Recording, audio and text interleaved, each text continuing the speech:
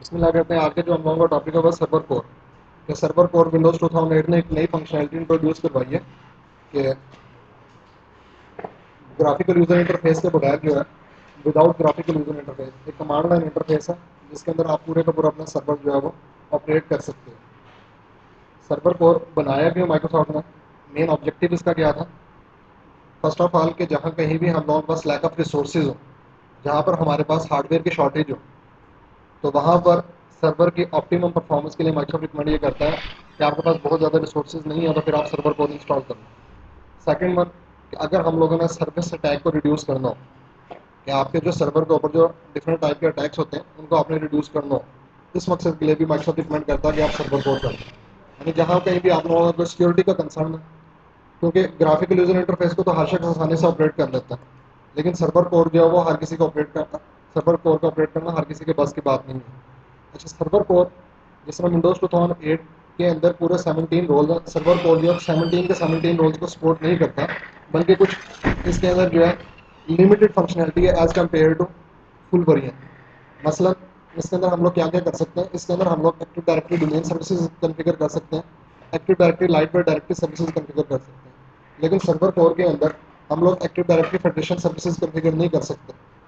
Similarly server core के अंदर हम लोग active directory certificate services configure नहीं कर सकते। या सर्वर कोर के अंदर आप एक्टिव डायरेक्टरी के मैंने 5 रोल बताया था कि एक्टिव डायरेक्टरी के टोटल 5 रोल होते हैं। Active directory domain services, active directory certificate services, active directory light weight directory services, active directory federation services और active directory right management services. Active directory के 2 रोल्स को support करता है, ये federation services को और इसके अलावा राइट मैनेजमेंट सर्विसेज को, और सर्टिफिकेट सर्विसेज को सर्वर कोर सपोर्ट नहीं करता।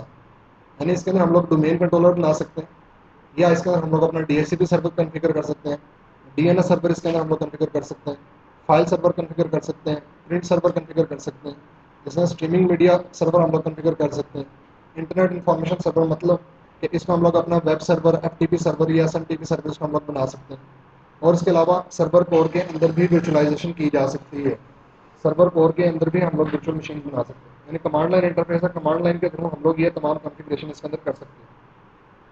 सर्वर कोर के जो what's new in the server core installation option? The server core installation option of Windows Server 2008 require initial configuration at a command prompt। कि जिस तरह हम लोग Windows 2008 फुल एडिशन इंस्टॉल होने के फ़ौरन बाद क्या करते हैं, इनिशियल कॉन्फ़िगरेशन टास्क करते हैं। लाइक कंप्यूटर का हम लोग नाम सेट करते हैं, कंप्यूटर को आईपी एड्रेस देते हैं, या तो वो उसी तरह से सर्वर कोर के अंदर जो नई चीज़ माइक्रोसॉफ्ट ने दी है कि अगर आपको कमांड, अगर आपको याद नहीं है, अगर आपको सर्वर कोर की कमांड्स याद नहीं है, सिंपल माइक्रोसॉफ्ट ने ऑप्शन दे दिए 1 2 3 4 5, लिखा होगा कि 1 प्रेस करोगे तो ये काम होगा, 2 प्रेस करोगे तो ये होगा, 3 ये होगा करोगे तो ये होगा, 4 करोगे तो ये होगा। यानी ये सर्वर कोर के अंदर जो है माइक्रोसॉफ्ट ने एक नई चीज़ जो है वो डाल दी भी है कि बजाय इसके कि आप पूरे के पूरे कमांड का सिंटैक्स याद करो, उन्होंने एक जिस तरह विज़र्ड होता है इस तरह का उन्होंने जीयूआई बेस नहीं बल्कि कमांड प्रॉम्प्ट बेस उन्होंने जो है ना एक इंटरफेस एक ऐसा दे दिया होगा कि जिसके अंदर ऑप्शंस दे दी नहीं है, प्री डिफाइंड ऑप्शंस दे दिए कि 1 प्रेस करने से ये काम होगा, 2 से ये होगा। ठीक है, इनिशियल कॉन्फ़िगरेशन टास्क के अंदर मतलब आप क्या क्या कर सकते हो, कंप्यूटर का नाम आप सेट कर दोगे, कंप्यूटर को वर्कबुक या डोमेन ज्वाइन करवानी है वो कर सकते हो, कंप्यूटर के फायरवॉल की कोई सेटिंग करनी है आप वो कर सकते हो, कंप्यूटर का रिमोट डेस्कटॉप आप लोगों ने इनेबल करना है वो कर सकते हैं। इस किस्म के काम जो हम लोग इसमें कर सकते हैं। सर्वर कोर के जो बेनिफिट्स हैं, बेनिफिट्स इसके क्या क्या? फर्स्ट ऑफ ऑल कि आपकी जो मेंटेनेंस की कॉस्ट है ना वो बहुत हद तक रिड्यूस हो जाती है। जाहिर है हर किसी को ऑपरेट नहीं करना आएगा, हर कोई इसको छेड़खानी नहीं करेगा तो उसके अंदर प्रॉब्लम भी कम आएंगे। ठीक है, दूसरा सरफेस अटैक इसको भी रिड्यूस हो जाएंगे, मैनेजमेंट इसकी जो है वो बहुत आसान है, और बहुत कम डिस्क स्पेस जो है कंज्यूम करता है, और इसके ऊपर बग वगैरह जो आने के जो चांसेस, जो प्रॉब्लम्स आने के चांसेस है वो इसके ऊपर कम होते हैं।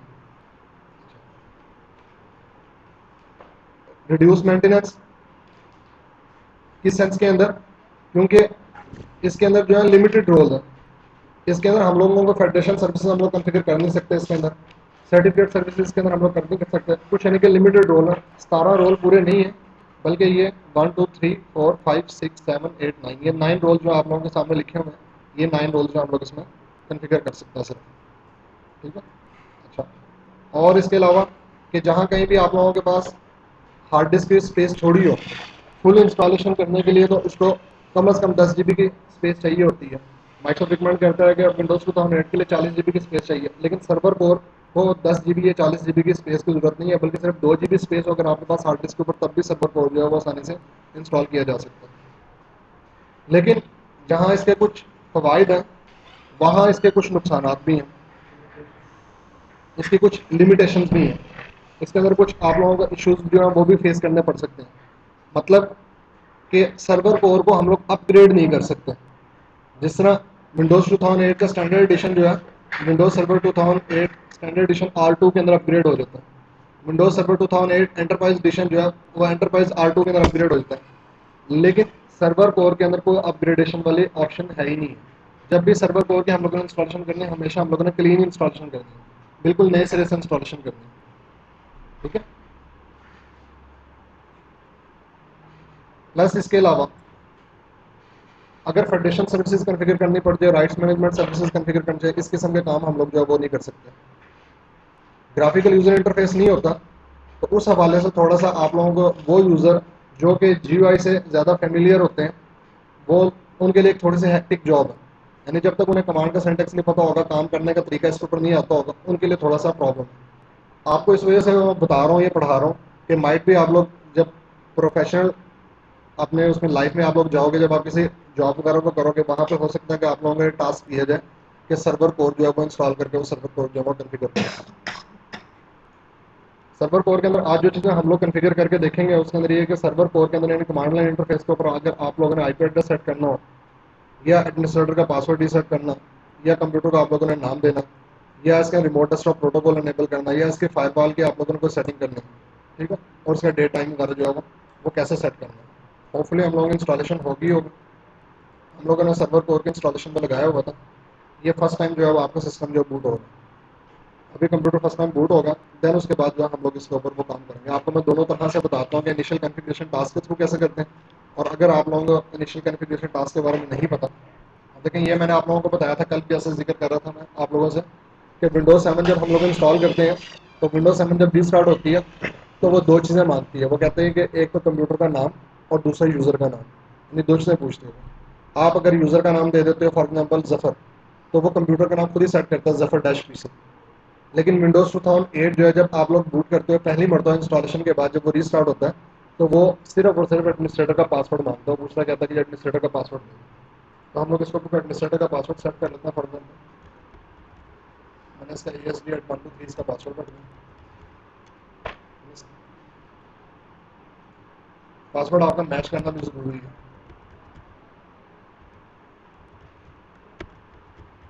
ये नहीं कि आप दो अलग अलग पासवर्ड दे दोगे, एक ही पासवर्ड आप लोग दोगे।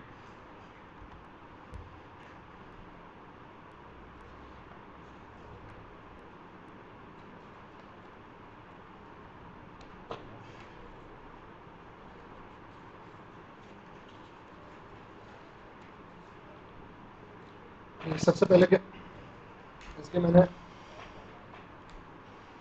ये देखनी है कि कंप्यूटर का आईपी एड्रेस क्या है। आईपी एड्रेस चेक करने की क्या कमांड होती है? IP config/all। IP config/all की मदद से हम लोग आईपी एड्रेस तो देख सकते हैं मशीन का, लेकिन आईपी एड्रेस हम उसका चेंज नहीं कर सकते। IP config/all की मदद से हम लोग आईपी एड्रेस हम लोग अच्छा, आप लोगों में किसी की टाइपिंग स्पीड अच्छी है? जिसकी टाइपिंग स्पीड अच्छी वो इधर आने, मैं बताता जाता हूँ, मैं तकरीर करता जाता हूँ, आपको टाइप करते जाओ साथ साथ। उसके बाद कुछ नहीं होगा।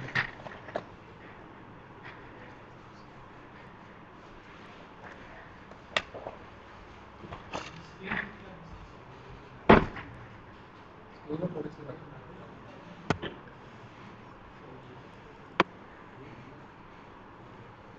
स्क्रीन नहीं यार आर्ट एंटर करेंगे तो कटेगी ना उसकी। आर्ट एंटर बड़ा कर दूँ इसका फॉन्ट सेट पूरा बड़ा कर दूँ। नज़र आ रहा है सब फॉन्ट? अच्छा, आप लोगों ने आईपी एड्रेस की आप लोगों ने सेटिंग करनी हो, आप लोगों ने इसके अंदर आईपी एड्रेस देना है, सबनेट मास्क देना है, डिफॉल्ट गेटवे देना है। तो उसके लिए हम लोग कमांड यूज़ करते हैं net SH. Net SH space interface space IPv4 space show interface. ये जिस तरीके से आप लोग राउटर पे काम करते हो ना, आप ये समझो कि आज के आज राउटर पे काम कर रहे हैं। इसमें टैब चलता है, नहीं, इसमें टैब नहीं चलता, एंटर करो। नेट एसएच की आप लोगों ने कमांड आप लोगों ने दी है, तो ये आप लोगों को ये सामने आप लोगों के इनपुट दिखा रहा है। यहाँ पे आप लोगों को बता रहा है कि आप लोगों के पास इस वक्त दो नेटवर्क अडॉप्टर जो है इस मशीन के साथ कनेक्टेड है। एक लोकल एरिया कनेक्शन, यानी जो इसका लैन कार्ड इस मशीन का जो इंस्टॉलेशन के दौरान जो इसने इंस्टॉल किया, और एक बाई डिफॉल्ट इसके अंदर लूप बैक अडॉप्टर। ठीक है, ये टेस्टिंग वगैरह के लिए होता है। और अब आप लोगों ने इसका आप लोगों ने आईपी एड्रेस आप लोगों सेट करना है। अच्छा, कमांड को रिपीट करने के लिए आप अप एरो की यूज़ करते हैं। अगेन आप लोग अप एरो की यूज़ करोगे, वही कमांड हम लोग यूज़ करेंगे, नेट एसएच इंटरफेस IPv4। उसके बाद हम लोग आगे करेंगे सेट एड्रेस नेम में अलग अलग इज इक्वल टू। अब यहाँ पे आप इसका इंडेक्स नंबर दोगे। IDX नंबर जो है ना, इसका इंडेक्स नंबर पहले वाले लैन कार्ड का इंडेक्स नंबर क्या है? 21। इन्वर्टेड कॉमर्स के अंदर आप दोगे।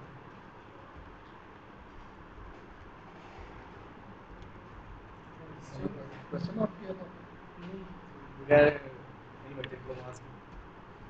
नहीं, अभी इसका नहीं देना ना, आपको एंटर करने को किसने कहा? अभी कमांड पूरी नहीं हुई। क्लियर स्क्रीन करो ताकि सबको सही नजर आए। ये बहुत तेज है सर टाइपिंग। उसके बाद आप लिखोगे स्पेस सोर्स। अब हम लोगों ने इसको ये भी बताना है कि आईपी एड्रेस हम लोगों ने देना है स्टैटिक देना है या डायनामिक देना है। स्टैटिक का मतलब ये होता है कि खुद से कंप्यूटर के ऊपर जाकर मैनुअल टाइप करना, और डायनामिक का मतलब ये होता है कि आप लोगों के पास कोई एक ऐसा सर्वर लगा है जो क्लाइंट कंप्यूटर को ऑटोमेटिकली आईपी एड्रेस असाइन करता है। लाइक आप लोगों के पास कोई DHCP सर्वर लगा। अभी हम लोग इसको बताएंगे source is equal to static, source is equal to इकट्ठा, सोर्स सोर्स के बाद इज इक्वल टू इकट्ठा ही बन सकती है। Static space address is equal to, आप इसका एड्रेस देते हैं 10.0.0.1 आईपी एड्रेस। आपने वो स्टैटिक का ठीक ठीक ठीक है। उसके बाद स्पेस मास्क ये 21 की मतलब किधर वो नॉन पे 20 यार, शुरू में हम लोगों ने जो है नेट सर्च करके शो इंटरफेस करके इसके हम लोगों ने इंडेक्स नंबर देखा था। हमारे पास दो डॉक्टर आते हैं, जो पहले वाला डॉक्टर था उसका इंडेक्स नंबर 21 था, दूसरे का 5 था। तो अब हम लोगों ने जिस डॉक्टर का आईपी एड्रेस सेट करना होता है उसका इंडेक्स नंबर उसको बताना पड़ता है। Mask is equal to 255.0.0.0 space. अच्छा, उसके बाद अगर आप लोगों को गेटवे देना हो, तो हमारे केस में गेटवे तो है कोई नहीं, कोई राउटर नहीं लगा, आप सिंपल उसको एंटर कर दोगे। अच्छा, अब हम लोगों ने चेक करना है कि क्या हमारा आईपी एड्रेस चेंज हो गया या नहीं हो गया। क्या करेंगे? IP config slash are.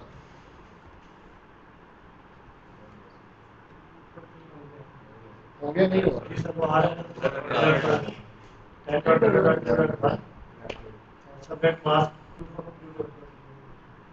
ये देखें, ये आपको इस जगह पे करके ये 10.0.0.1 ये जो जिसको भाई आप मार्क कर रहा है, ये इस जगह पे आप लोगों को आईपी एड्रेस सबनेट मास्क जो अभी भी आप लोगों ने चेंज किया यहाँ पे दिखा रहा है। ठीक है।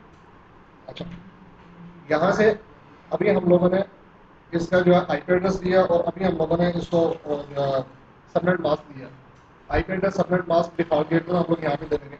अब अगर मैं मशीन को सपोज DNS एड्रेस भी देना चाह रहा हूँ, तो DNS एड्रेस भी हम लोग यहीं से चेक करेंगे। अच्छा, एक काम कर लेते हैं, हम लोग पहले वेरीफाई कर लेते हैं कि हमारे पास जो ऑलरेडी ग्राफिकल यूजर इंटरफेस में हमारे एक डोमेन कंट्रोलर चल रहा था, इसको उसी स्कीम का आईपी एड्रेस देते हैं।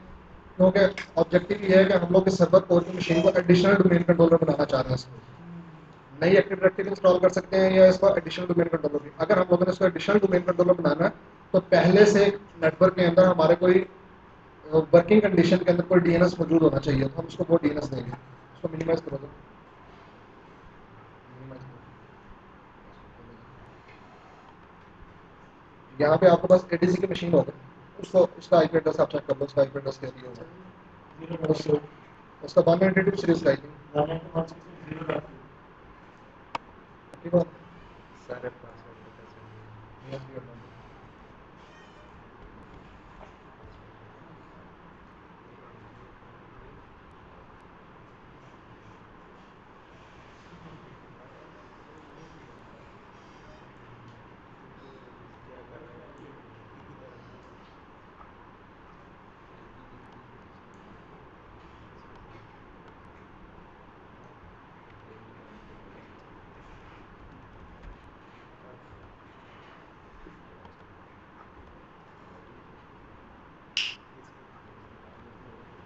सर ये 192.168.0 ये 100 दिया हुआ है, ठीक है। बेस मशीन का तो नहीं आ रहा लेकिन ये ठंडा का दे रहा है ये बेस का होगा इसको स्क्रॉल डाउन करो, इसको स्क्रॉल डाउन करो ना, या उसको फुल फुल पेज कर लो, उसको फुल फुल व्यू कर लो, ये व्यू के अंदर फुल स्क्रीन कर लो। अब इसका चेक करो,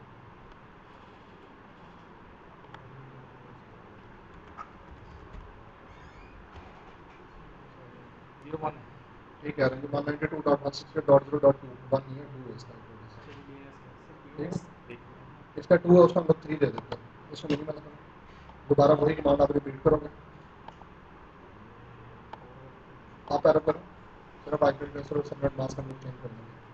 यहाँ पे हम लोगों ने आईपी एड्रेस इसका दिया 10.0.0.1, यहाँ पे देते हैं 192.168.0.3 और सबनेट मास्क 255.255.255.0।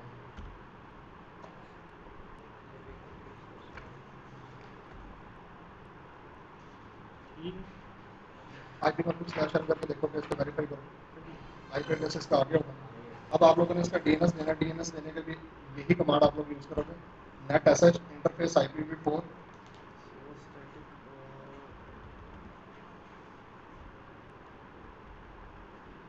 कहाँ ऐड डीएनएस सर्वर।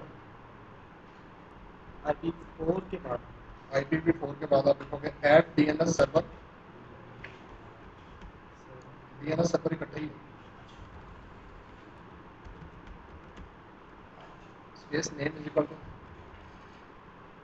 उसका इज इक्वल टू क्या उसका 2 नहीं इंडेक्स नंबर क्या था उसका 21 इन्वर्टेड कॉमास का 21 स्पेस एड्रेस। अब यहाँ पे आप जो आपका डीएनएस सर्वर है, आप यहाँ पे वो सर्वर हो गया 10.0. Sorry 192.168.0.2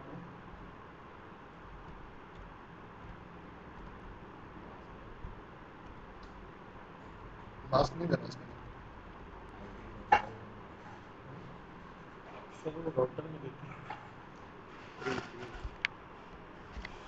net sh interface IPv4 set address name is equal to 21 source, उसके बाद आपने स्टैटिक एड्रेस ये दिया, आपने मास्क के लिए एंटर करें।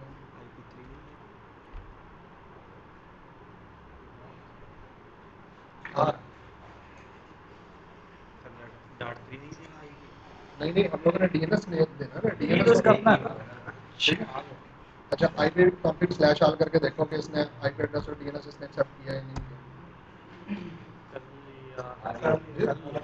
अच्छा इस तरीके से आप लोग इसके अंदर मल्टीपल डीएनएस इसके अंदर ऐड कर सकते हैं। मल्टीपल डीएनएस ऐड करने के लिए यही कमांड आप लोग दोगे, ठीक है। और आप दूसरा तीसरा चौथा आप इस अंदर जो है ना ऑर्डर में देंगे वो खुद को देता जाएगा वो, ठीक है। आईपी कॉन्फ़िग स्लैश आल करके हम लोगों ने इसका वेरीफाई कर लिया, क्लियर स्क्रीन करोगे।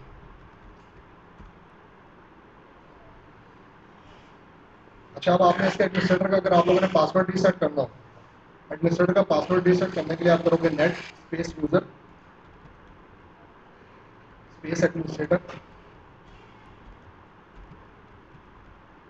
स्टैरिक करो स्पेस स्टैरिक एंटर करो। अब उसने क्या किया ना, आप लोग का पासवर्ड टाइप करो। अब आप अपनी मर्जी से कोई भी पासवर्ड रख सकते हो, मिसाल के तौर पर ASD@123 कर दो। कंफर्म पासवर्ड के अंदर यही पासवर्ड आप लोगों ने रिपीट करना है, ठीक है। इसने जो है आपके जो है एडमिनिस्ट्रेटर का पासवर्ड जो है वो भी रिसेट कर दिया होगा, चेंज कर दिया होगा। अब आप लोगों ने इस मशीन का नाम आप लोगों ने पहले देखना है कि इस मशीन का नाम है क्या, फिर मशीन का नाम आप लोगों ने चेंज करना है। मशीन का नाम देखने के लिए कमांड हम लोग यूज करते हैं होस्ट नेम। होस्ट नेम ये देखेंगे बिल्कुल उसी तरह से दिखा रहा है कि जब विंडोज 2008 की या विंडोज 7 की जब इंस्टॉलेशन होती है विन डैश आगे समथिंग वो डिजिट और फैक्टर का मिक्सर दिखाता हो।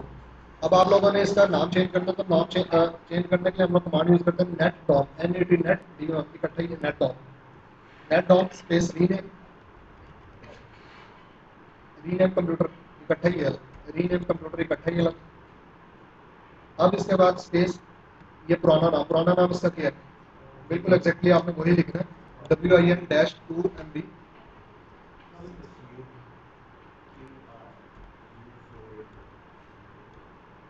और ये यू ये है ना और ये अच्छा स्पेस, अब स्लैश करके आप लिखोगे न्यू नेम,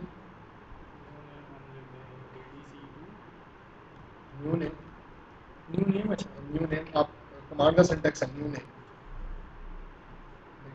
कॉलम्स है, न्यू नेम इकट्ठे ही कॉलम्स है, स्पेस नहीं, स्पेस नहीं है, न्यू नेम के साथ एक कंजक्टिव है, कॉलम्स है। और उसके बाद इस मशीन का नाम जो भी नाम आप लोगों ने रखा है, मिसाल के तौर पर इसका नाम रखते हैं DC03 रख देते हैं इसका नाम, ADC03 रखते हैं, यानी पता लग जाएगा एडिशनल डोमेन कंट्रोलर 3 हम लोगों को मिला। एंटर करें,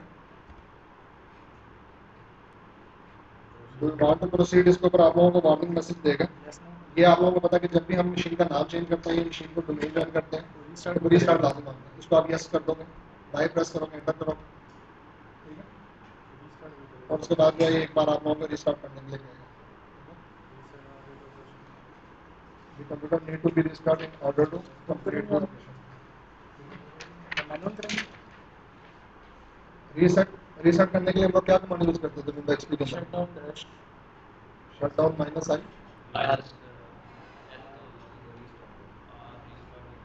-r करते थे, -i करते थे, पूरा shut down -r I think करता है, एंटर करो। उसमें टाइमर 30 सेकंड का चला देता था, फिर करता था। हाँ वही टाइमर ही चला उसमें 30 सेकंड का टाइमर चलाता था नॉर्मल। क्लोज कर दो इसको या मैनुअली इसको रीस्टार्ट कर दो, खुद से कर दो इसको मिनिमाइज करो, ऊपर आओ, हाइपरवाइजर की मैनेजमेंट कंसोल के अंदर आगे आप राइट क्लिक करके मशीन को अपने रीस्टार्ट कर सकते हैं, या फाइल के अंदर आगे यहाँ से रीस्टार्ट पर क्लिक कर दो, शट डाउन कर दो, एक्शन के अंदर आओ ना, एक्शन के अंदर, ठीक है वो खुद ही हो गया,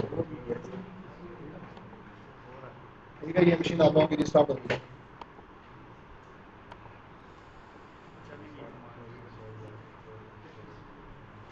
विंडो एक्सपी में जो है ना हम लोग क्या करते थे, शट डाउन /r स्पेस उसके बाद टी और उसके बाद जितना टाइम का उसका रीस्टार्ट करना, हम 0 कर देते थे तो इमीडिएटली रीस्टार्ट हो जाएगा।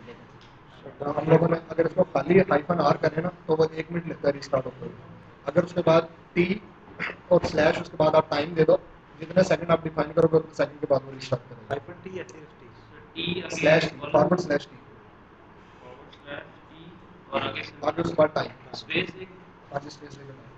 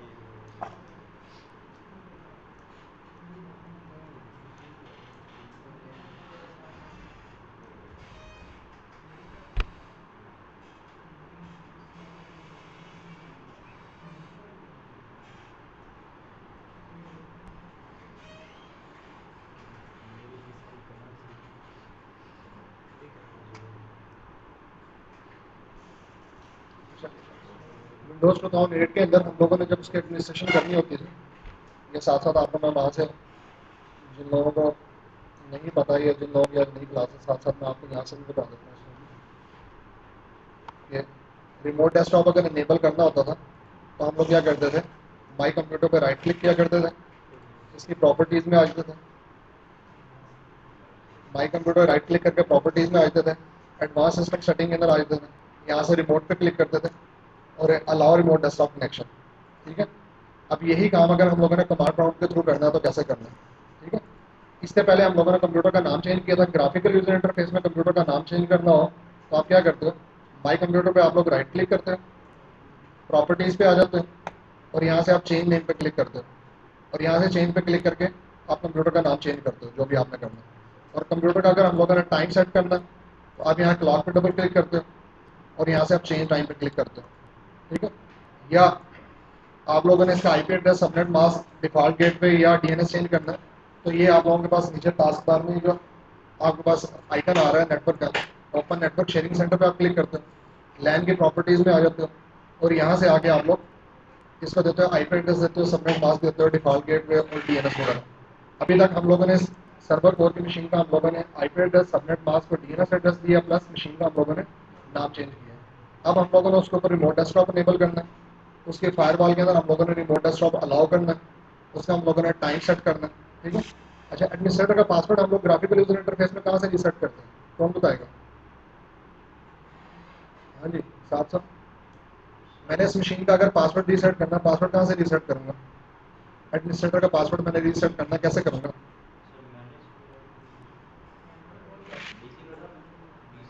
किसी बनाने पे डिफरेंट कंप्यूटर में जाके सर यूजर कंप्यूटर में जाके यूजर के अगर फोल्डर तो में आप लोगों के पास एक्टिव डायरेक्टरी इंस्टॉल नहीं हुई भी, बिल्कुल नया सर्वर है आप लोगों का, तो फिर आप लोग मैनेज के अंदर आते हैं, माई कंप्यूटर पे राइट क्लिक करके आप मैनेज के अंदर आ जाओगे और यहाँ पे आप लोगों के पास कॉन्फ़िगरेशन के अंदर आ रहा होता है लोकल यूजर एंड ग्रुप। लेकिन अगर आप लोगों का डोमेन कंट्रोलर बना हुआ है तो यहाँ पे लोकल यूजर एंड ग्रुप यहाँ से गायब हो जाता है। फिर आप लोगों का क्या आ रहा होगा, active directory user and computer, active directory user and computer, और यहाँ पे आके आप लोग इसका पासवर्ड रीसेट करोगे। और अभी हम लोगों ने पासवर्ड किस तरीके से रीसेट किया, कौन सी कमांड यूज की थी हम लोगों ने? आप सिंपल यहाँ पे राइट क्लिक करोगे इस यूजर पे और यहाँ रीसेट पासवर्ड और यहाँ पे आप लोग पासवर्ड इसका रीसेट कर दोगे जो नजर आ रहा है। यानी ग्राफिकल यूजर इंटरफेस में तो ऐसे करते हैं और कमांड लाइन इंटरफेस के अंदर अभी हम लोगों ने कमांड के थ्रू उसको हम लोगों ने रीसेट करके देखा। अच्छा, अब हम लोगों ने इसका रिमोट डेस्कटॉप अलाउ करना है। ग्राफिकल यूजर इंटरफेस में तो माई कंप्यूटर पे राइट क्लिक किया, प्रॉपर्टीज में गए, एडवांस के अंदर गए, वहाँ से अलाउ रिमोट डेस्कटॉप किया। अब यहाँ पे आप पहले आ जाओगे CD backslash backslash CD space Windows, यानी बिल्कुल डॉस वाली कमांड है, इसके अंदर कोई परेशान होने की जरूरत नहीं है। सीडी स्पेस सिस्टम 32, आप सिस्टम 32 की डायरेक्टरी के अंदर आ जाओगे। अब यहाँ पे आप लिखोगे SCREG, SC प्रेस करके आप टैप कर दोगे SCR, ठीक है।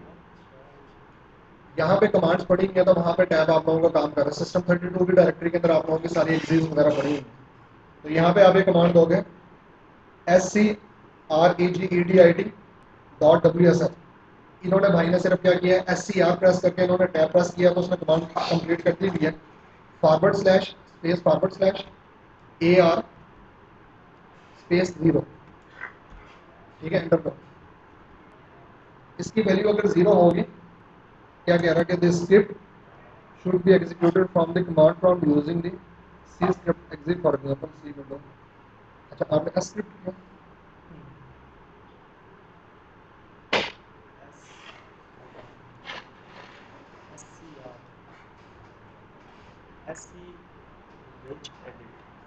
वो कह रहा है कि आप सी स्क्रिप्ट के साथ जो है उसको यूज करो इस कमांड को। ओके करना है उसको,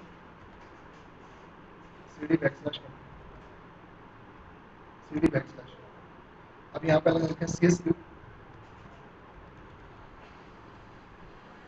space C colon sign backslash Windows, ठीक है। सी स्क्रिप्ट जब भी आप लोगों ने WSF स्क्रिप्ट या कोई VB स्क्रिप्ट वगैरह आप लोगों ने कमांड प्रॉम्प्ट पर रन करना हो ना, तो उसके लिए हम लोग सी स्क्रिप्ट की कमांड जो है ना एडिशन को ऐड करते हैं। जब तक हम लोग सी स्क्रिप्ट हम लोग नहीं लिखेंगे तो वो स्क्रिप्ट जो आप लोगों का डॉस के अंदर एग्जीक्यूट नहीं होगा, ठीक है। सी स्क्रिप्ट स्पेस, उसके बाद वही बात C colon sign backslash Windows backslash system 32 backslash SC resident dot WSF slash AR space 0, ठीक है, एंटर करो। ठीक है, ये क्या हुआ तो उसने रजिस्ट्री को इसकी वैल्यू चेंज कर दी और अब इसका क्या होगा कि रिमोट डेस्कटॉप इसका इनेबल हो गया होगा। अगर इसकी वैल्यू 1 होगी तो फिर इसका मतलब है कि रिमोट डेस्कटॉप इसका अलाउ नहीं हुआ होगा, रिमोट डेस्कटॉप इसका डिसेबल हुआ होगा। ठीक है। अच्छा, अब मैं ये चाह रहा हूँ कि मैं किसी दूसरी मशीन से बैठ के इस मशीन को पिंग भी कर लूँ। ये आप लोगों को पता है कि बाय डिफ़ॉल्ट विंडोज़ 2008 का और विंडोज़ 7 का बिहेवियर ये होता है कि वो पिंग को जो है वो ब्लॉक करते हैं कि आप अगर नए सिस्टम के ऊपर विंडोज़ 2008 या विंडोज़ 7 इंस्टॉल कर लो तो किसी दूसरी मशीन से बैठ कर उसको पिंग नहीं कर सकते। तो ग्राफिकल यूज़र इंटरफेस के अंदर अगर हम लोगों ने पिंग अलाउ करना हो तो हम लोग कैसे करते हैं कि आप नेटवर्क एंड शेयरिंग सेंटर के अंदर आते हो और यहाँ से आप एडवांस शेयरिंग सेंटर के अंदर आ जाते हो। एडवांस शेयरिंग सेंटर के अंदर आते हैं और यहाँ पे टर्न ऑन नेटवर्क डिस्कवरी, ये चीज़ आप लोग अनेबल कर देते हो। ठीक है, नेटवर्क डिस्कवरी आप लोग अनेबल कर देते हो, यहाँ से अनेबल करते हैं, या फिर आप लोग फायरवॉल के अंदर जाके आईसीएमपी की ट्रैफिक को आप लोग जो अलाउ करते हैं। अब सर्वर कोर के अंदर अगर आप लोगों ने पिंग अलाउ करना है, आईसीएमपी को अलाउ करना है, तो वो कैसे करना है? इसके लिए हम लोग कमांड यूज करेंगे net SH space firewall space set space ICMP setting, इकट्ठे ही आईसीएमपी सेटिंग इकट्ठा स्पेस 8 ओनली 8।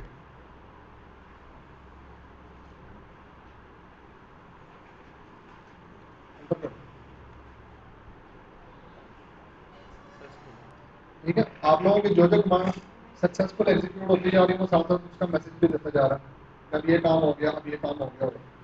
ठीक है। अच्छा, अगर आप लोगों ने इस चीज़ को आप लोगों ने डिसेबल करना हो तो फिर आप लोग इसको क्या करोगे, net SH firewall set ICMP setting 8 और उसके बाद स्पेस डिसेबल करना, नहीं डिसेबल मैं से बता रहा हूँ। ठीक है, अगर आप लोगों ने इसको डिसेबल करना हो कि आप ये चाह रहे हो कि सर्वर को पिंग ना कर सके, तो आखिर में आप लोगों ने सिर्फ क्या कर देना, डिसेबल का वर्ड आप लोगों ने ऐड कर देना, तो ये सेटिंग आप लोगों की डिसेबल हो गई। अब हम लोगों ने अपने कंप्यूटर का टाइम सेट करना है कि हम लोगों ने देखना है कि इसका टाइम जो है वो सही है या नहीं है। तो इसके लिए आप कमांड लिखोगे control CONTROL space time date dot CPL। CPL मतलब कि कंट्रोल पैनल की फाइल एंटर करो आप। ठीक है, ये उसके अंदर कुछ इस तरीके से आप विंडोज 2008 के अंदर ग्राफिकल यूजर इंटरफेस में टास्क बार में बिल्कुल राइट साइड पे जहाँ पे टाइम आ रहा होता है आप उस पर डबल क्लिक करते हो ना, चेंज टाइम की ऑप्शन आती है, बिल्कुल वही ऑप्शन आ गया। अब यहाँ से आप अपना टाइम चेंज कर दोगे, चेंज सेटिंग के अंदर आऊँगा, चेंज टाइम सेटिंग के अंदर आऊँगा। सर टाइम नंबर तो आता नहीं, चेंज करने का कहाँ पे नजर नहीं आता? ये अभी सर्वर चलाना है, सर्वर टाइम यार यहाँ पे टाइम वो ठीक कह रहे हैं, यानी कि यहाँ पे टाइम नजर आने का चेंज करने की जरूरत क्या कि जब आप डोमेन एनवायरनमेंट में काम कर रहे होते हो तो आपके तमाम पीसीज के दरमियान में रेप्लिकेशन होती है। अगर टाइम आप लोगों का मिसमैच और टाइम जोन आप लोगों का डिफरेंट हो तो रेप्लिकेशन के अंदर एरर्स आना शुरू होते हैं। जब रेप्लिकेशन के एरर आना शुरू होते हैं तो फिर क्लाइंट कंप्यूटर पे ऑथेंटिकेट नहीं हो सकते। इस वजह से डोमेन कंट्रोलर का खास तौर पे आप लोगों ने ध्यान रखना है कि डोमेन कंट्रोलर का कम से कम टाइम आप लोगों का आपस में सिंक और टाइम का जोन एक जैसा और टाइम की सेटिंग एक जैसी। +5 वाले ऑप्शन सेलेक्ट करोगे आप सामान ओके कर दो। बस साथ में तो टाइम से देखने के लिए नहीं होता।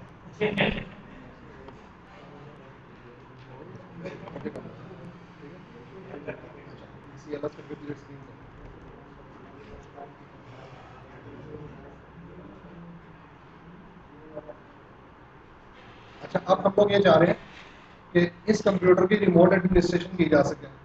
रिमोट एडमिनिस्ट्रेशन का मतलब क्या है कि आप इसके रिमोट मैनेजमेंट टूल इसके आप फायरवॉल के अंदर जाके अलाउ करना चाह रहे हैं। विंडोज 2008 के अंदर, 2003 के अंदर, XP के अंदर, 7 के अंदर, विस्टा के अंदर, सब के अंदर माइक्रोसॉफ्ट ने फंक्शनलिटी दी हुई है कि आप माई कंप्यूटर पर राइट क्लिक करके मैनेज पे जाते हो ना, तो कंप्यूटर मैनेजमेंट ओपन होकर आ जाता है सामने। तो आप कंप्यूटर मैनेजमेंट के ऊपर आप लोग राइट क्लिक करो, कनेक्ट टू अनदर कंप्यूटर करो। कनेक्ट टू अनदर कंप्यूटर करके अगर उसकी रिमोट मैनेजमेंट अनेबल हुई होगी आपके डिजायर्ड कंप्यूटर की, तो आप रिमोट कंप्यूटर का व्यू भी वहाँ पे ले सकते हो और उसकी सारी सेटिंग आप जो है लोकल कंप्यूटर के अलावा दूसरे कंप्यूटर के भी आप लोग चेंज कर सकते हो। सब तो कर लो। हाँ। अच्छा, अब हम लोगों ने कमांड प्रॉम्प्ट के थ्रू ये काम करना है हम लोगों ने। या तो भी बता देता हूँ पहले से, कमांड आप एग्जीक्यूट कर लो फिर करके देखो। यहाँ पे आप लिखोगे net sh add firewall ADB sorry AD advance ADB firewall ADB firewall space firewall set route space firewall दोबारा सेट सेट रूल करते हैं अलग अलग firewall space set space route space group is equal to inverted commas में लिखोगे आप remote administration अलग अलग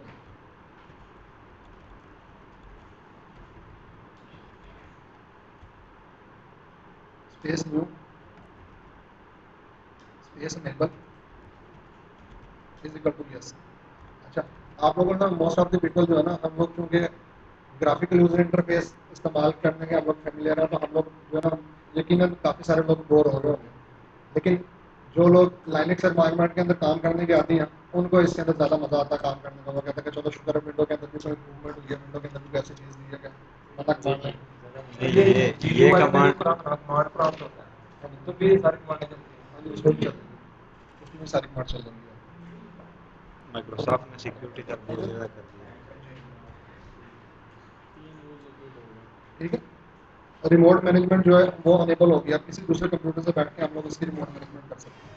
ठीक है, अच्छा, अब सबसे इम्पोर्टेंट चीज़ कि हम लोगों ने इस कंप्यूटर को अपना एडिशनल डोमेन कंट्रोलर बनाना है। हम लोग सर्वर 4 की मशीन के ऊपर एक्टिव डायरेक्टरी इंस्टॉल करने लग रहे हैं, या हम लोग इस कंप्यूटर को एडिशनल डोमेन कंट्रोलर बनाना चाह रहे हैं, नए डोमेन इसके ऊपर हम लोग बनाना चाह रहे हैं। और अब जाहिर है जब एक्टिव डायरेक्टरी इंस्टॉल होती है तो हम लोग वहाँ पे स्टार्ट के अंदर आ गए, रन में आ गए, डीसी प्रोमो की कमांड देते थे, फिर वो विजर्ड चलना शुरू होता था। अब यहाँ तो वो सारे विजर्ड उस तरीके से चलेगा नहीं, तो अब हम यहाँ पे जो एक्टिव डायरेक्टरी इंस्टॉल करेंगे या कोई भी सर्वर इसमें कॉन्फ़िगर करते हैं वो इसमें नॉर्मली हम लोग अनअटेंडेड मोड में करते हैं। अनअटेंडेड मोड का मतलब है कि ऑटोमेटिक उसमें इंस्टॉलेशन होती है। हम लोग एक स्क्रिप्ट बना के स्क्रिप्ट फाइल का हम लोग पाथ उसको देते हैं। ठीक है, अब स्क्रिप्ट आप लोगों ने कहाँ बनाना है? स्क्रिप्ट बनाने के लिए आप यहाँ पे लिखोगे नोटपैड, ठीक है, नोटपैड खुल के आपके सामने आ गया। अब नोटपैड के अंदर आप जो है इसका वो स्क्रिप्ट फाइल जो है इसका आपको बताओगे। ऐसे कर सकते हैं हम लोग, जो ऑलरेडी हम लोगों के पास एक स्क्रिप्ट बना हुआ उस स्क्रिप्ट को हम लोग मॉडिफाई करके यूज करते हैं। ठीक है, उसी को हम लोग जो है अपने सर्वर पे आओ, एडीसी के ऊपर देखो, एडीसी की सी ड्राइव के ऊपर बहुत पड़े हुए, सी ड्राइव पे देखो,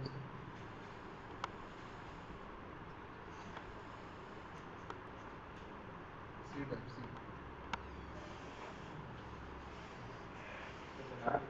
बना लेते हैं, नहीं बना लेते हैं। अच्छा, एक काम करो, इसको मिनिमाइज करो, ठीक है, मिनिमाइज करो। यहाँ पे आपके पास पीडीएफ फाइल खुली होगी, पीडीएफ नीचे आओ, स्क्रॉल डाउन करो इसको। देने को मैं आप लोगों को ये भी दे सकता था, दे दूंगा मैं आप लोगों को, परेशान होने की जरूरत नहीं, लेकिन प्रॉब्लम ये है कि पिछले बैच को भी मैं, उससे पिछले बैच को मैंने दिए थे लेकिन किया किसी ने भी नहीं है। ये यासिन लोगों को भी बन के दिया था, इनमें से किसी ने भी सर्वर को खुद से इंस्टॉल नहीं करके देखा। जब कोई चीज़ मिल जाती है ना फिर बंदा ये सोचता है कि चलो मिल गई या चलो कर लेंगे, करता कोई भी नहीं है। इस वजह से आप लोगों के सामने करके दिखा रहा हूँ ताकि कल कोई ये ना कहे कि जी सर ने कौन सा करके दिखाया तो सर ने SOP दे दिया था, इसलिए मैं आप लोगों के साथ साथ करके भी दिखा रहा हूँ। ये पूरी फाइल कॉपी कर देंगे,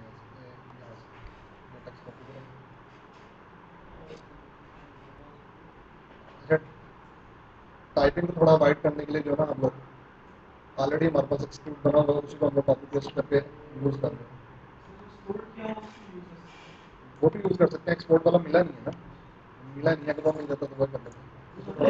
हाँ जी, हाँ बहुत ज़्यादा ईजी है, ये तो नया बना रहे हैं ना, तो नए सिरे से लिखा है, इसका थोड़ा व्यू बड़ा करो, मैं आगे एक्सप्लेन करना सामने सारे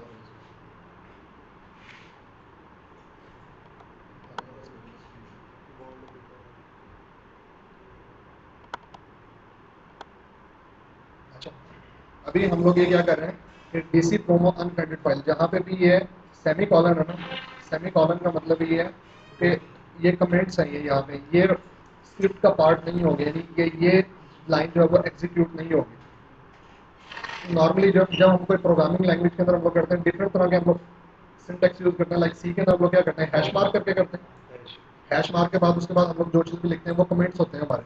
तो इस तरीके से हम लोगों ने अपने इस स्क्रिप्ट के अंदर हम लोगों ने कमेंट्स डालने हो ना, यानी हेल्प आप लोगों ने डाले अपने सहूलत के लिए, तो आप सेमी कॉलन डाल के उसके बाद जो लाइन लिखोगे वो एग्जीक्यूट नहीं होगी। DC प्रोमो अनअटेंडेड फाइल है, ठीक है।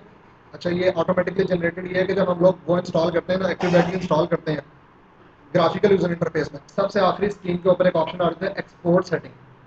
अगर हम लोग एक्सपोर्ट सेटिंग पे क्लिक करते हो तो इस तरह की फाइल आप लोगों के पास जनरेट होकर आ जाती है।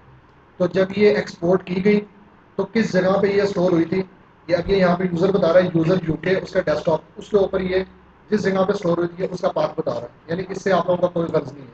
आप लोगों की जो इंस्टॉलेशन शुरू हो रही है वो नीचे से शुरू हो रही है आप लोगों के, जहाँ पे लिखे हैं रेप्लिका आर न्यू डोमेन। अगर तो हम लोगों ने इसको एडिशनल डोमेन कंट्रोलर बनाना है तो यहाँ पे हम लोगों का रेप्लिका आएगा। अगर हम लोगों ने नई डोमेन बनानी है तो यहाँ पे आप लोग फिजिकल टू न्यू डोमेन आएगा, ठीक है। हमारे केस के अंदर ये रेप्लिका ही होगा। अब उसके बाद वो पूछ रहा है कि रेप्लिका डोमेन डीएनएस नेम, तो यहाँ पे हम लोगों की जो ऑलरेडी डोमेन चल रही है उसका नाम है mcitp.com। तो यहाँ पे esl.local की आप क्या कर दोगे mcitp.com। यानी अगर आप लोग अपने घरों में प्रैक्टिस कर रहे हो, आपने अपनी डोमेन बनाई जफर.com यासीन.com साट.com, उस हिसाब से आप लोग यहाँ पे लिख दोगे। अच्छा, साइट का नाम ये यहाँ पे लिखा है इस्लामाबाद, यहाँ पे आप लिखोगे default first sight active directory की डिफॉल्ट का डी करते हो तो स्पेस स्पेस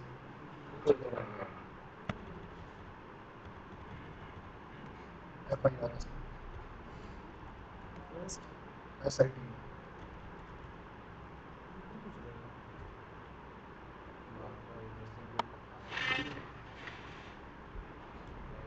अच्छा, वेरीफाई भी कर लेते हैं हम लोग।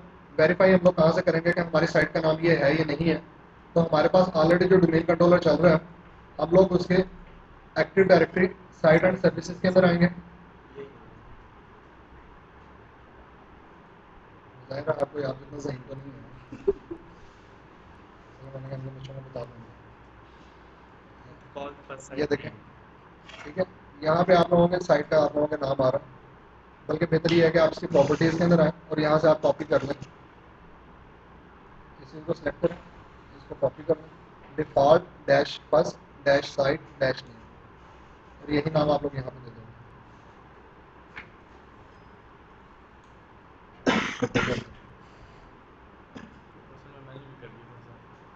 डैश डिफॉल्ट के नाम डैश,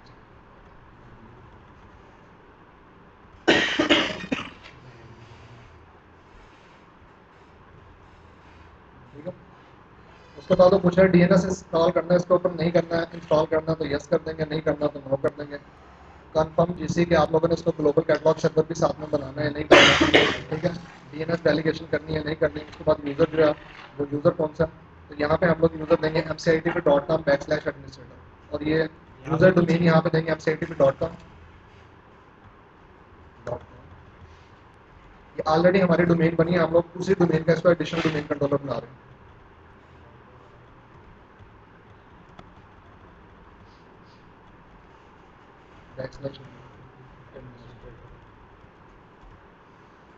पासवर्ड इसका ESP एडवांटेज,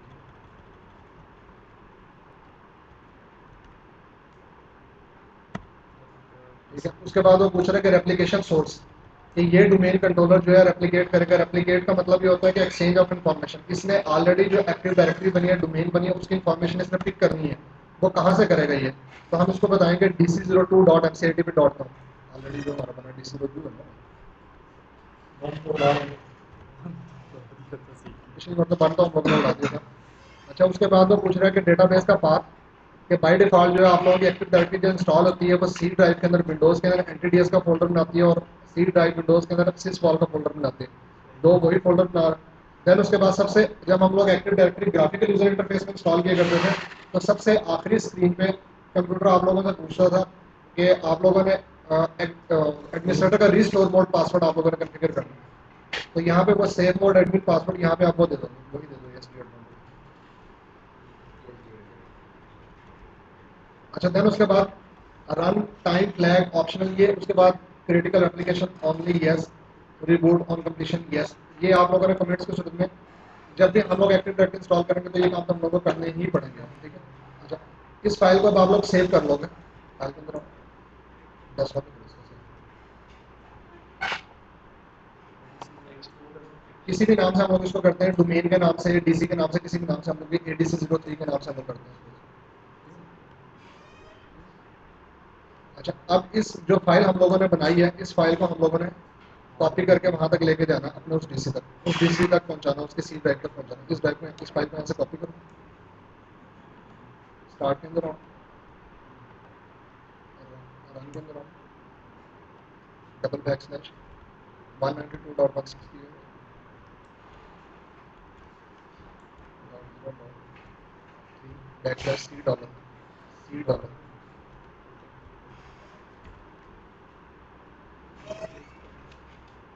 डेस्कटॉप पे ठीक है, बस पेस्ट हो गया। अभी वेरीफाई करना है कि वहां तक फाइल पहुंची है या नहीं पहुंची। कैसे देखेंगे उसको? मिनिमाइज कर देंगे, यहाँ पे DIR लिखेगा, ADC03 के नाम से फाइल आ गई नहीं ना यहाँ पे, ठीक है।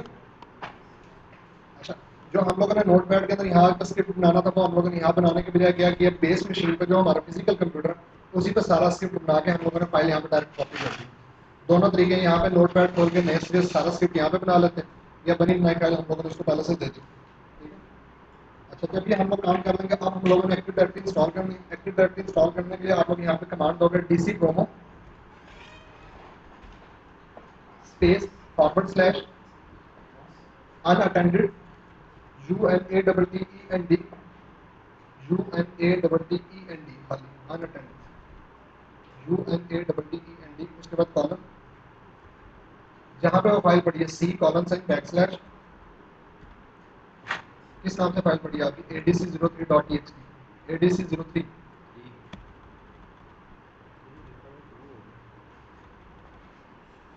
उसको बिस्मिल्लाह पढ़ के आप एंटर करें, ठीक है। Checking active directory domain service binaries are installed, बिल्कुल वैसे ही है कि जैसे हम लोग ग्राफिकल यूजर इंटरफेस के अंदर जब डायरेक्ट DC प्रोमो करते हैं, अगर हम सर्वर रोल के अंदर जाके एक्टिव डायरेक्टरी डोमेन सर्विसेज का रोल सिलेक्ट ना करें, इंस्टॉल ना करें, तो वो क्या कर रहा होता है, बैकग्राउंड के ऊपर जो बाइनरीज इंस्टॉल कर रहा होता है। अभी क्या करेगा, बाइनरीज इंस्टॉल करेगा, उसके बाद इसके ऊपर एक्टिव डायरेक्टरी इंस्टॉल करना शुरू कर देते हैं। एक्टिव डायरेक्टरी इंस्टॉल हो जाएगी तो ये हमारा क्या बन जाएगा, डोमेन कंट्रोलर बन जाएगा। जी, यहाँ तक किसी को किसी की समझ ना लगी हो, कोई कंफ्यूजन हो? कमांड है, याद करना पड़ेगा। नहीं, लॉजिकल है यार, सारी लॉजिकल। प्रैक्टिस है। अच्छा, ये तो था कमांड प्रॉम्प्ट के थ्रू आप लोगों ने किसी सर्वर को ऑपरेट करना हो। किसी जगह पे हुआ ही सर्वर कोर हुआ है कॉन्फ़िगर, पूरे का पूरा एंटरप्राइज एनवायरनमेंट ही जो है वो सर्वर कोर के ऊपर चल रहा है। आपको कमांड्स के बारे में पता नहीं है, या आपने जो रूटीन टास्क परफॉर्म करने होते हैं ना, उसके अंदर यहाँ आपका तो यार क्या बकवास काम है कि नेट SH लिखो, नेट डॉम लिखो, फाइबर, ये सारी सारी कमांडें सारों में सिंटैक्स याद करो। इसके लिए एक टूल भी एक आ गया होगा इसका, कोर कॉन्फ़िग के नाम से एक टूल है, आप गूगल पे सर्च कर लो, वो आपको मिल जाएगा। कोर कॉन्फ़िग का टूल आप लोग वो डाउनलोड करो, छोटा सा 2-4 MB का टूल है वो जहाँ कहीं भी सर्वर कोर है, सर्वर कोर के ऊपर आप कोर कॉन्फ़िग के एग्जी रन करोगे, वो ग्राफिकल यूजर इंटरफेस का आपको देता है, छोटा सा उसका कंट्रोल पैनल बना होगा, उसी तरीके से एक्सप्लोरर दिखा रहा होगा, और आप सर्वर कोर के अंदर ग्राफिकल यूजर इंटरफेस में काम कर सकते ये माइक्रोसॉफ्ट है। सर एक और आइडिया भी हो सकता है कि DC कोर पे बना हुआ है, हैं। आप रिमोट मैनेजमेंट अनेबल करके रिमोटली ये सारे काम कर सकते हैं।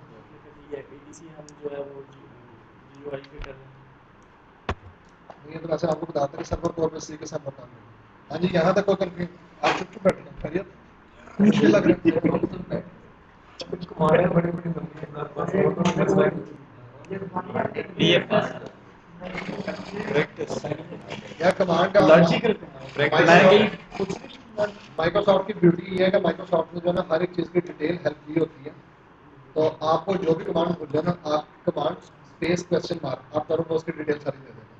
अगर आपको वहाँ पे आपकी तसल्ली, आपकी तशफ़ी नहीं हो रही वहाँ पे, तो गूगल के ऊपर या टेकनेट के ऊपर जाके आप उसके सारे के सारे पढ़ लो, या विंडोज़ की हेल्प, जिसके आज तक हम लोगों को पढ़ने की तौफीक नहीं, विंडो की हेल्प के अंदर विंडो के एक एक फीचर, एक एक रोल के बारे में डिटेल डिस्क्रिप्शन दी होती है, अभी तक सारा समझाया होता है कि ये कमांड किस लिए है, ये एक्सी किस लिए है, ये यूटिलिटी किस लिए है, ये रोल क्या काम करता है। हर एक चीज़ की हेल्प जो विंडो के अंदर ही मौजूद होती है। वहाँ से अगर कोई चीज़ नहीं मिलती, फिर टेकनेट के ऊपर पढ़ लो, टेकनेट के ऊपर आपको हर चीज़ मिल जाएगी, ठीक है। और जो बुक्स मेरी किसी ज़माने में लेकर किसी MCIT पे करने लगे, वो किसी को तौफीक ही नहीं खोल के देखने की। आप लोग, आप तीन हजरात भी जो है ना, इससे यासीन से जो है या इंसाली से जो है इनसे बुक्स ले लो, जो आपके MCIT के कोर्स की बुक्स है ना, 5 बुक्स हैं, 706406426426 4 7 4 6 ये 5 किताबें हैं, 5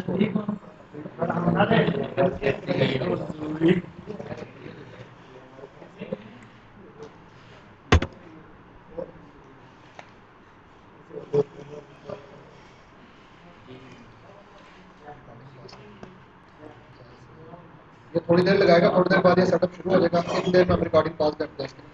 सर उसमें रिफ्रेश की कमांड ये देखें एक्टिव डायरेक्टरी की इंस्टॉलेशन शुरू हो गई है। अगर वो पूछ रहा है कि किसी भी मौके पे आप उसको टर्मिनेट करना चाह रहे हो तो कंट्रोल सी करें, तो ये कैंसिल हो जाएगा। अभी उसने क्या किया, डिफॉल्ट फर्स्ट साइट के साथ इसको कनेक्ट किया। Read only domain controller no, global catalog yes, DNS no, C के ऊपर विंडोज एंड एनटीडीएस का फोल्डर बना रहा है, सिस्टॉल का फोल्डर बना रहा है। उसके बाद वो ग्रुप पॉलिसी की मैनेजमेंट कंसोल को लोड करके उसके इंस्टॉलेशन कर रहा है। ठीक है, फिर उसने नेट लॉग की सर्विस उसने पहले स्टॉप किया था, उसके बाद वो डायरेक्टरी सर्विसेज की सर्विसेज जो स्टार्ट कर रहे हैं। जो काम करता जा रहा है ना, जब आप लोग ग्राफिकल यूजर इंटरफेस के अंदर जहाँ पे आइकन आ रहा होता है ना, बुक के ऊपर वो पैसेज से लिख रहा होता है, उसकी जगह पे और साथ साथ नीचे डिस्क्रिप्शन चेंज कर रहा होता है। अब उसी तरीके से यहाँ पे वो आइकन तो नहीं आ रहा, वो डिस्प्ले तो नहीं आ रहा, लेकिन साथ साथ डिस्क्रिप्शन आती जा रही है, वो चेंज होता जा रहा है कि अब ये काम कर रहा है, अब ये काम कर रहा है, अब ये काम कर रहा है। ठीक है,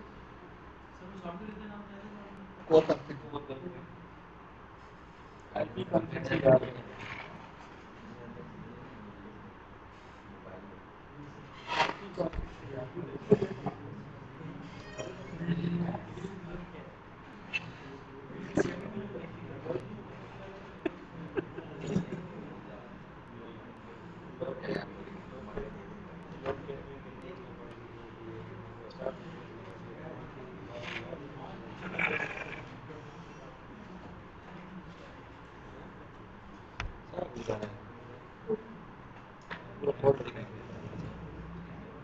इस तरह इसकी तरह काम नहीं करेंगे।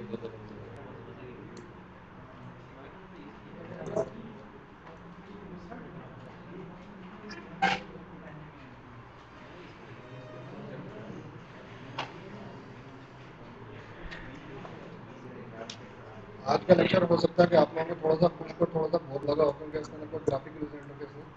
नेक्स्ट लेक्चर जो है वो हम लोगों ने थोड़ा काफी इंटरेस्टिंग होगा।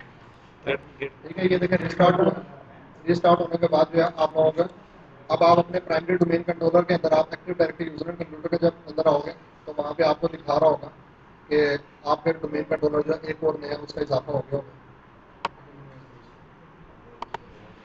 एडीसी के अंदर आओ, कैंसिल करो उसको बंद कर दो।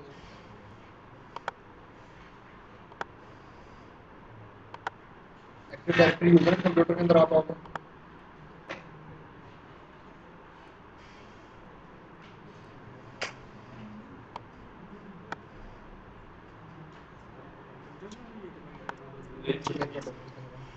ठीक है। एडीसी 3 आ ये देखें ये नया डोमेन कंट्रोलर यहाँ पे आ गया भाई, एडीसी 03। ठीक है, आज जो हम लोगों ने डोमेन कंट्रोलर बनाया, ये एक्टिव डायरेक्टरी की हम लोगों ने अनअटेंडेड इंस्टॉलेशन की, यानी एक्टिव डायरेक्टरी की ऑटोमेटिक इंस्टॉलेशन की, यानी खुद से हमने ओके नेक्स्ट नेक्स्ट वगैरह नहीं किया, कुछ सेलेक्ट नहीं किया। एक हम लोगों ने स्क्रिप्ट उसको दे दिया, स्क्रिप्ट से उसने सारी इंस्ट्रक्शन पिक की और उसने एडिट और उसने एक्टिव डायरेक्टरी इंस्टॉल की है। प्लस इसके अलावा हम लोगों ने जो आज काम किया है सारे का सारा किस पे किया, सर्वर कोर पे किया हम लोगों ने।